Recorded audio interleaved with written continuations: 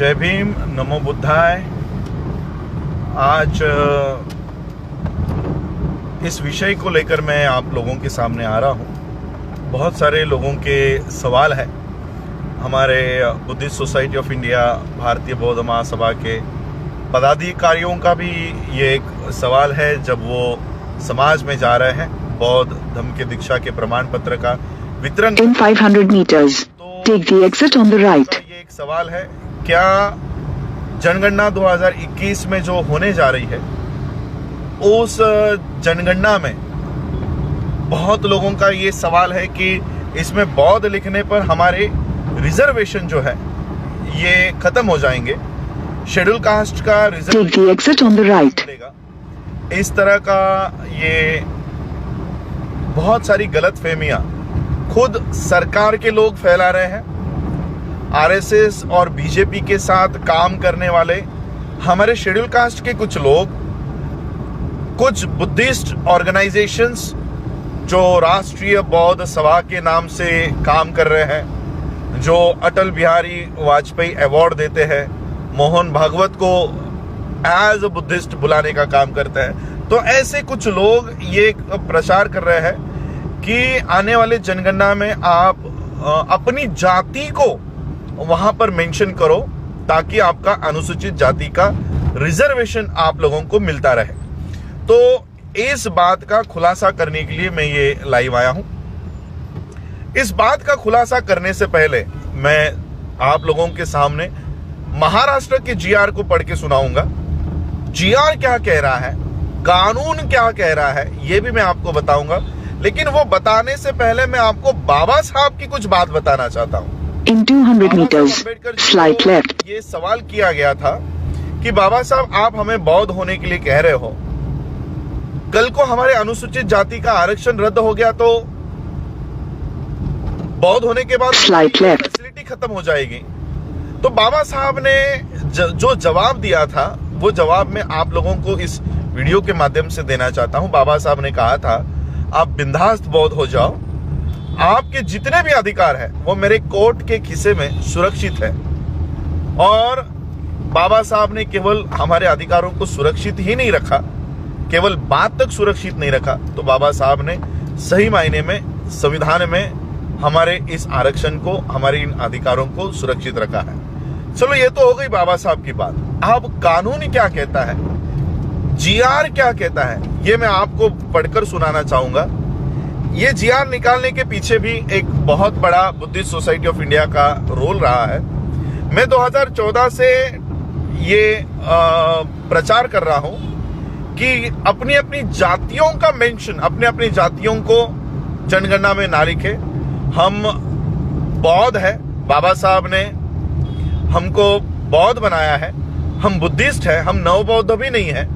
अगर जैनों में आज कोई कन्वर्ट होता है तो उसको नव जैन नहीं कहेंगे, सिखों में अगर कोई कन्वर्ट होता है तो उसको नव सिख नहीं कहेंगे, क्रिश्चियनों में अगर कोई कन्वर्ट होता है तो उसको नव क्रिश्चियन नहीं कहेंगे, नियो क्रिश्चियन नहीं कहेंगे। तो फिर बौद्धों में कन्वर्ट होने वाले जो शेड्यूल कास्ट के लोग हैं उनको नव बौद्ध क्यों कहा जाता है, नियो बुद्धिस्ट क्यों कहते हैं? हमको नियो बुद्धिस्ट नहीं कहना है, हमको अपनी आइडेंटिटी नियो बुद्धिस्ट नहीं करवानी है। हम बौद्ध है, ओरिजिनली हम लोग यहाँ के बौद्ध है। हम लोगों को सिर्फ बौद्ध बताने का ही काम किया जाए। तो ये जब प्रचार प्रसार चला और हम लोगों को बौद्ध और दलित और महार ये आइडेंटिटी ना लगाए इसलिए तैयार कर रहे थे, तब एक सवाल नागपुर के कलेक्टर को पूछा गया कि राजरत्न अंबेडकर हमको कह रहे हैं कि नव बौद्ध हमको नहीं लिखना है और इसलिए हमको बौद्ध होने का ही प्रमाण पत्र चाहिए। तो नागपुर के कलेक्टर ने एक खत लिखा महाराष्ट्र सरकार को और महाराष्ट्र सरकार ने इस खत का जवाब एक जीआर निकाल कर दिया। वो जीआर मराठी में है, तो इसलिए ये जीआर मैं आप लोगों को पढ़कर सुनाना चाहूंगा कि ये जीआर क्या कहता है।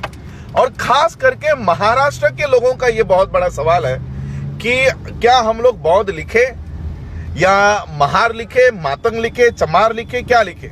और यहां पर कुछ लोग आरएसएस के कहने पर, बीजेपी के कहने पर ये काम कर रहे हैं कि आने वाले जनगणना में आप महार बौद्ध लिखो, आप चमार बौद्ध लिखो, आप मातंग बौद्ध लिखो, ऐसे अलग अलग जातियों को लेकर आप बौद्ध धर्म में आओ, ऐसा काम ऐसे कुछ लोग बताने का काम कर रहे हैं। मैं सबसे पहले तो आप लोगों को ऐसे लोगों से आगाह करना चाहता हूं कि ये लोग बीजेपी आरएसएस के कहने पर बुद्धिस्टों की संख्या जो 2011 के अनुसार सेंसस के आंकड़ों के अनुसार 0.6% है, ये इसको पूरी तरह से तबाह करने के ऊपर लगे हुए हैं कि ये संख्या और नीचे आए, 0.6 से और 0.1 और 0.2 पर आए और इस देश में 300 meters, turn right. नहीं रहता है, ऐसे कानूनी तौर पर इस देश में साबित कर सके। और इसलिए मैं ये आप लोगों को जीआर पढ़ के सुनाना चाहता हूं कि ये जीआर क्या कहता है, जो महाराष्ट्र सरकार ने निकाला हुआ है। ये मराठी में है, मैं इसको हिंदी में आप लोगों को समझाकर समझाऊंगा। जीआर कहता है, ये जीआर है 28 सप्टेंबर 2017 का। राज्यातील नवबौद्ध समुदायास बौद्ध समाजाप्रमाणे अल्पसंख्याक विकास विभागाचे सर्व सुविधा योजनांचा लाभ अनुदेय असण्याबाबत ये महाराष्ट्र शासन ने जीआर निकाला है। मैं पूरा जीआर नहीं पढ़ूंगा, लेकिन वो प्रास्ताविक जो परिपत्रक है वही मैं आपको पढ़कर सुनाना चाहता हूं।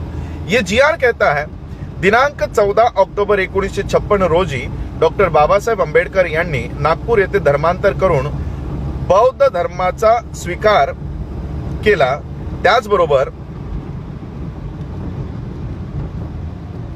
त्याचबरोबर त्यांच्या बहुसंख्य अनुयायांनी सुद्धा बौद्ध धर्माचा स्वीकार केला।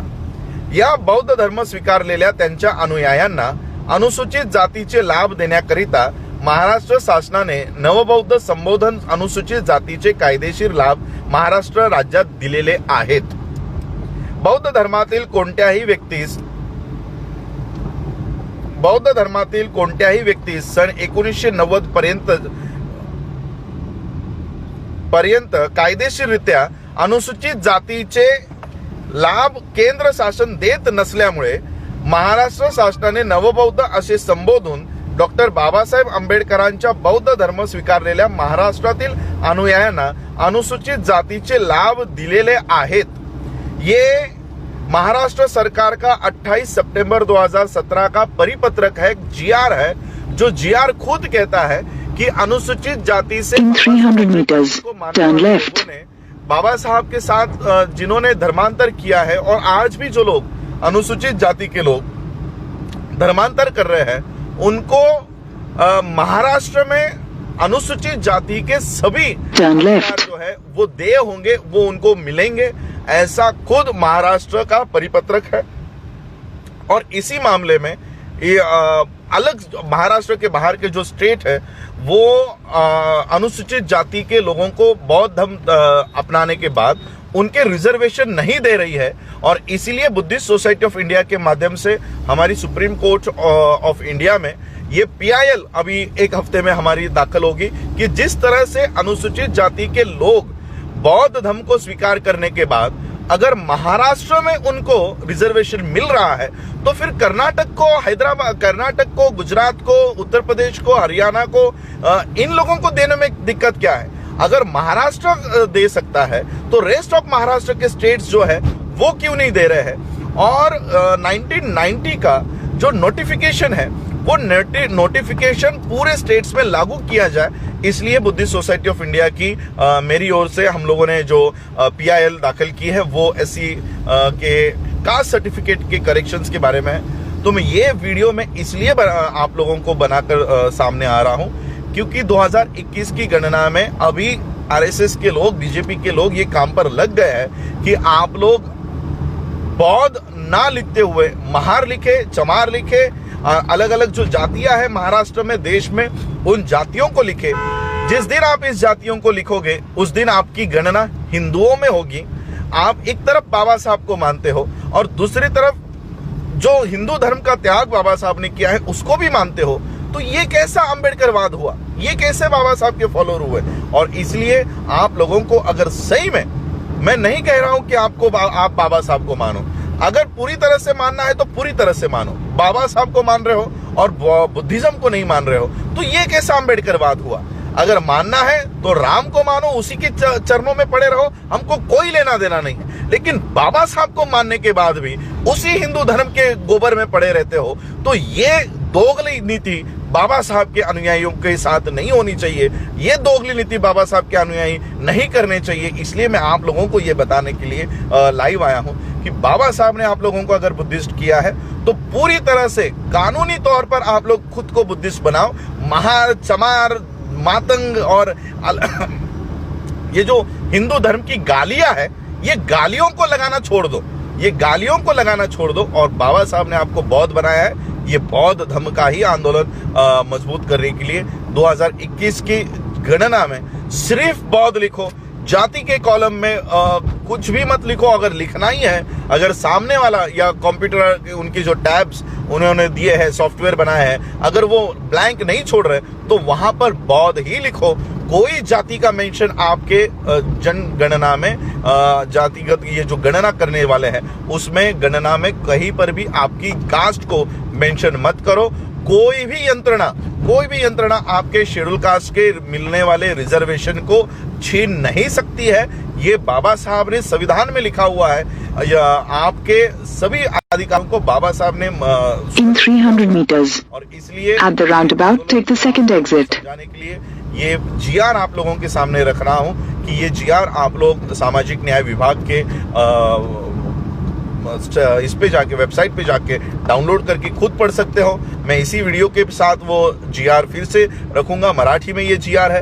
वो जीआर सीधा सीधा कहता है कि बाबा साहब को मानने वाले अनुसूचित जाति के लोगों को In 600 meters, turn right.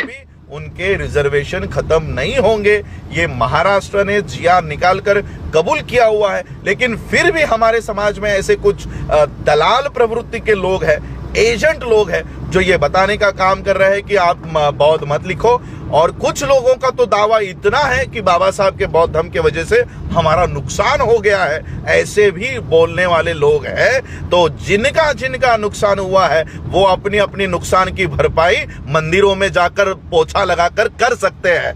जो सोचते हैं कि बाबा साहब के बुद्धिज्म की वजह से हमारा नुकसान हुआ है, तो वो लोग ब्राह्मणों के पैर धोकर पानी पीकर इस नुकसान को भर सकते हैं। वहां पर जाओ और वहीं पर मरो, हमको उससे कोई लेना देना नहीं है। लेकिन बाबा साहब को मानने के बावजूद भी आप अगर इस राम का और इनके घटिया देवी देवताओं को अगर पूजते हो, तो आपसे बड़ा दोगला इस देश में कोई नहीं होगा।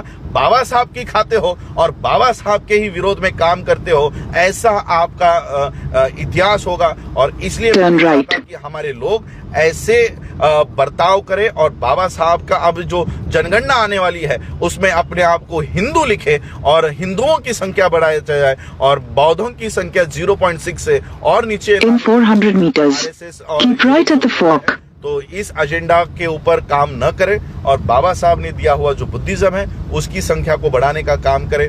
यही मैं आज आप लोगों को बताने के लिए आया हूं। आप लोग सभी जो अफवाहें फैलाई जाएंगी, बहुत बड़े पैमाने पर सरकार ये काम करेगी।